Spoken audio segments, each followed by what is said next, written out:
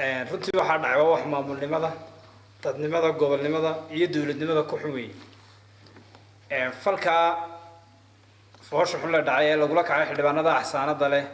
ee axsaanada huban ee axsaanadoodii iyo mas'uuliyadoodii aan la tixgelin wax meel ka socdaan aan garanayn la hadda laakiin markii aanu arinta ka daba tagnay aanu isniri bal arinta ka hawl gashaan ee xildhibaanada naga mid ay tageen xalay saldhiga waxa loo sheegay in xildhibaanadan loo haysto aan lagu haysan hadalkii ee loo haysto dambi kale dambigaana lagu caday loo sheegi doono berito subax taasi waanu isku ognahay xildhibaanadii oo qaybteedii ugu badneed aanu xalay isku nimid waxa dhacday inaanu saaka haddana annagoo arintii u ballansan aanu la xiriirnay gudoomiyihii golaha deegaanka ee degmada gudoomiyuhu wuxuu noo sheegay inay wasiiradii sarkeen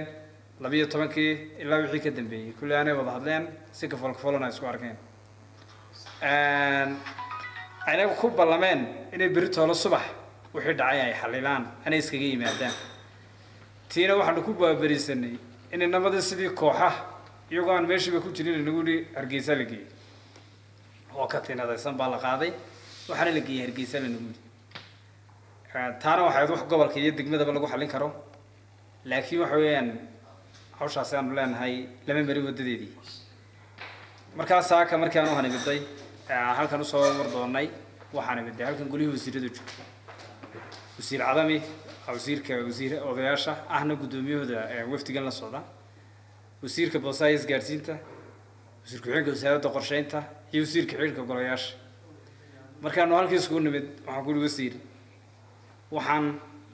annagu wax kale aan aragnaa malaha mudakirdinan meesha libada laga baarbaarayay waa sidee xildhibaanada axsaanad bay huwayhiin habkan loola dhaqmay waa maxay tii wasiirka golayaasha xiriirka golayaasha cali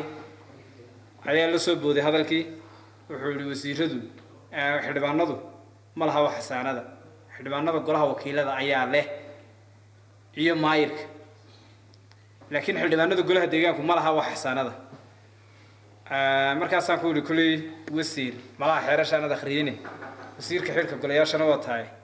xeer number 23 iyo xeerkii kale ee oo xeerka ismaamulka gobolada iyo xeerka kale malaha waan akhriyeen bal xeerasha dib ugu laabo wasiirada kulli akhriska ku yar baan idhi wasiir cadam iyo joogay iyo wasiiradii kale runtii de kulkii kamay qaban uma odhan wasiir waa gaftay taana waxa soo malaha xukuumadda wasiiradu iyagii baan wada soconay baa yar kala socda runtii waxa iyaduna shalay dhacday oo aan wali mas'uul ka hadlay aanu jirin dadkii falka geystanaanu ka hadal meherad bacad loo gubay oo gubatay shalay waa muwaadin ku hor ganacsada masaajidkan geed gobley markii arintan uu dhaba galana waxa dhacay dadkii masalaada ka soo baxay waa inay mudaharaadeen mudaynaa bay dhahay